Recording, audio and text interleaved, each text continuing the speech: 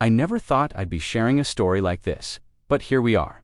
It all started so subtly, I almost didn't notice.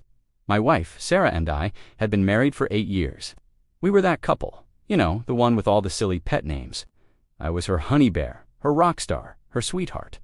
She'd call me these things a dozen times a day. It was our language, our little world. Then, about 6 months ago, it just stopped. No more honey bear when I came home from work. No more rock star when I fixed the leaky faucet. It was just my name, Mark. It felt so formal, so cold. When I asked her about it, she just laughed it off. "Oh, are we really keeping track of nicknames now? We're adults, Mark." She said it with a smile, but her eyes were distant. I tried to believe her. I really did. I told myself it was nothing, that we were just evolving as a couple. But a knot of dread started to form in my stomach. The distance grew in other ways too. Her phone, which used to be left on the counter, was now always with her, screen down.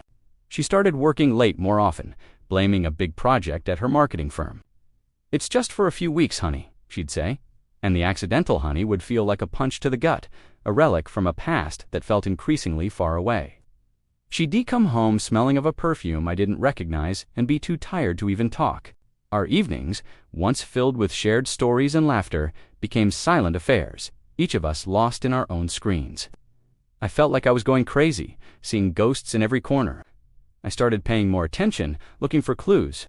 One evening, she was in the shower and her phone buzzed on the nightstand. I know I shouldn't have looked, but the curiosity, the gnawing suspicion, it was eating me alive. I picked it up, a notification from a name I didn't recognize. Alex. The message was simple. "Thinking of you, my sweet thing. Can't wait for tomorrow, my sweet thing." One of her old names for me. My blood ran cold. I put the phone down, my hands shaking. Suddenly, all the little pieces clicked into place. The late nights, the secret phone calls, the emotional distance. It wasn't a project. It was a person. I confronted her that night. At first, she denied everything, her voice sharp and defensive. She called me paranoid, insecure. But when I mentioned the name Alex and the message, the mask shattered. The anger dissolved into tears, and the whole story came tumbling out. Alex was a new colleague at her work. It started with lunches, then after-work drinks. She said she felt seen, excited, alive in a way she hadn't in years. She told me she didn't mean for it to happen, but it did, and the pet names, she confessed that she had been giving them all to him. All my names. Honey Bear, Rockstar, my sweet thing. She had transferred our entire private language, the foundation of our intimacy, to someone else. It was like she had taken a part of my identity and given it away. It wasn't just the physical cheating that hurt, it was the emotional betrayal. She had replaced me not just in her bed, but in her heart, in the very words she used to express love. The person who once called me her everything now couldn't even call me by a term of endearment. We tried therapy. For a few weeks, it felt like we might be able to salvage something from the wreckage. We talked, we cried, we dredged up years of unspoken resentments. But the truth was, I couldn't look at her the same way.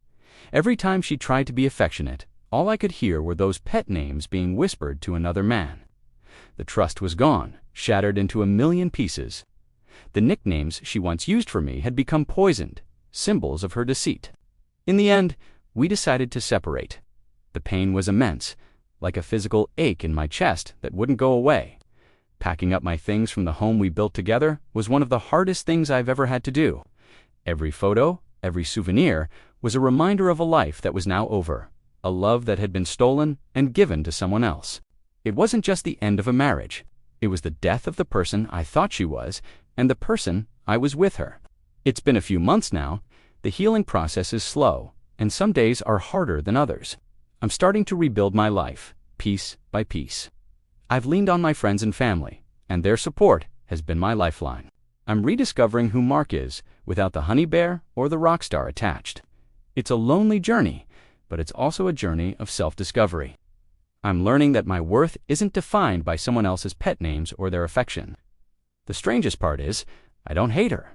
I'm angry. I'm hurt. But mostly, I'm just sad. Sad for the love we lost and the promises we broke.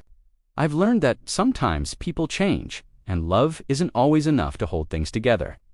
The betrayal cut deeper than I ever imagined possible. But I know I will get through this. I have to, and maybe one day I'll meet someone new. Someone who will have new names just for me. If you're going through something similar, please know that you are not alone. It's okay to feel broken, but it's crucial to remember that this pain does not define your future. Talk to friends, talk to family, or consider seeking professional help from a therapist. There is strength in vulnerability, and there is a path forward, even when it feels impossible to see. Taking that first step to ask for help is the bravest thing you can do. Thank you for listening to my story. Please take care of yourselves and each other.